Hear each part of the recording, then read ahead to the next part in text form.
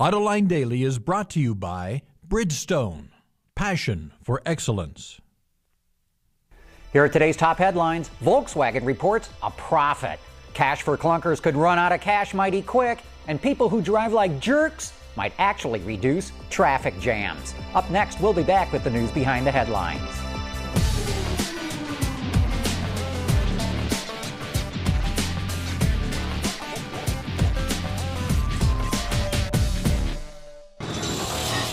This is Autoline Daily for Thursday, July 30th, 2009, and now the news. Volkswagen is the latest automaker to report its financial performance for the second quarter, and it's not half bad, considering the global financial collapse. Revenue was down only 7.7% for the quarter, and even though profits were down by more than 82%, Volkswagen still managed to post an after-tax profit of 251 million euros. That makes VW the healthiest of all the major automakers from a financial standpoint. And you know what? It's my candidate to surpass Toyota to emerge as the #1 car company in the world in the next couple of years. The Cash for Clunkers program in the American market is off to such a strong start that many car dealers are worried the program will run out of cash by the end of August. The Wall Street Journal reports that showroom traffic is up strong. In just a matter of days, the program sold nearly 23,000 vehicles, involving close to $100 million in government incentives. Chrysler said its showroom traffic is the highest in 2 years, but only 1 out of 3 people have vehicles that qualify for the Clunkers program. The Science and Technology Committee in the U.S. House voted to increase spending on research for advanced vehicle technologies like hybrids and hydrogen vehicles. According to the Detroit Free Press, the bill increases spending to $550 million, and that's up from $334 million that was requested by the Obama administration. The bill increases spending on hydrogen vehicles, which the administration sought to cut out because it does not see any near-term future for hydrogen. SSANYONG Motors creditors threaten to liquidate the company if workers do not peacefully end a strike. According to wards, workers have until Friday to leave the factory that they have taken hostage. The creditors also plan to seek compensation for the money that they've lost during the dispute. Workers have occupied the plant now for nearly 70 days. Autoblog reports BMW may debut an eco-friendly supercar at the Frankfurt Motor Show. With styling based off the company's M1 homage concept, the sleek two-door is all about sustainability and should have things like regenerative braking, stop-start functionality, and electric power steering. Rumor has it the company could launch the car by 2012, and I just love the idea of a super exotic sports car designed to keep the tree huggers happy. Here's a story that comes from a blog about physics. Scientists at a college in Sweden ran a computer simulation that models how crowds of people move through confined spaces. They found that things flowed best when only about 60% of the pedestrians were obeying the rules. The physicists inferred that drivers who speed, pass on the wrong side, and accelerate quickly actually help smooth the flow of traffic. So the next time some jerk cuts you off, don't flip them the bird. Thank them for keeping things moving. Coming up next, another feature about the new Ford Taurus, this time about marketing. We'll be back right after this.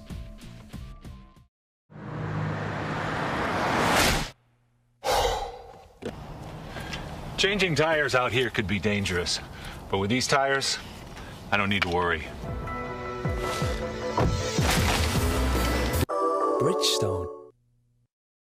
So far in our exhaustive coverage of the 2010 Ford Taurus, we've taken a detailed look at the car's exterior design, as well as its brand new interior. Now, let's find out how the company is planning on marketing this stylish new product. Hi, I'm talking with Mike Cowley right now, who's in charge of all marketing for the new show. Great to have you here talking to me about this, Mike. Great to be here. Talk a little bit overall. How are you going to market this car, all new Taurus for Ford? Taurus is a great brand name. And for people to know that we've got a new show, a new Taurus, they've got to see the exterior and fall in love with it. Because in this segment, when you bring out a dynamic styled car, it really brings people in. And then once they do that, they get into the inside and see the great work we've done to sculpt the interior. That's when they'll fall in love with it. So part of the marketing is just show them the car in your advertising. Show them the car, and then we're going to focus on the technologies as well. We've got class-exclusive technologies, and it's really going to change the way people think about Taurus. When you talk about adaptive cruise control, or blind spot detection, or what we're doing with sync radios these days, it's really fantastic, and it gets people thinking differently about Taurus. And of course, you're reviving the SHO, the super high output version of this car. Talk a little bit about what that's going to do for the marketing of the full model range. Well, we'll use the SHO in our marketing to make sure that people know it's got some performance to it. People have been waiting for it. We've got show owners that have been waiting for it. But to the mass public, it again changes the way you think about Taurus in general. If you've got a car that's got 365 horsepower with twin turbos in it, people start thinking differently about it, the entire line. So we'll use it as a halo product across all the Taurus. And that's a key thing, what you were just talking about, the EcoBoost technology that Ford's bringing to the market. You talk about this because normally people would expect to see a V8 under the hood of a Taurus SHO. You know, when we started planning this, that was right. A lot of people said, where's your V8? Because we've had V8s in shows in the past. It's really about, though, making sure we provide what customers need today. They want the performance for sure, but we know fuel economy is important.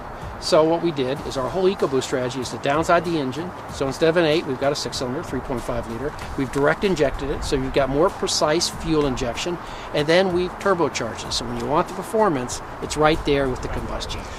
So you got very interesting technology to create the performance in a performance model that's going to be used to sell the entire model range. It's going to be a halo for the entire one, and the people that get in it and love the new show are going to be our most advocates for the new product. They're going to tell people, they're going to show the new product. It's going to be great. Well, good. Mike, thanks so much for giving me a brief overview of how you're going to market this car. Glad to do it. Thank you, John. There's nothing special about how Ford is planning to push the new Taurus.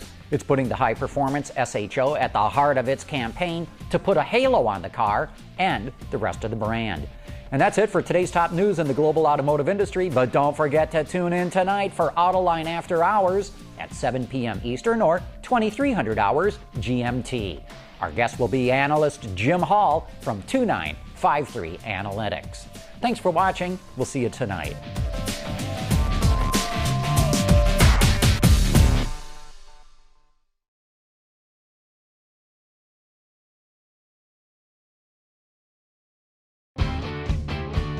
Visit our website for even more great content all week long. Autoline Extra, Dawn's Journal, podcasts, and even more. So click over and get the inside view at AutolineDetroit.tv.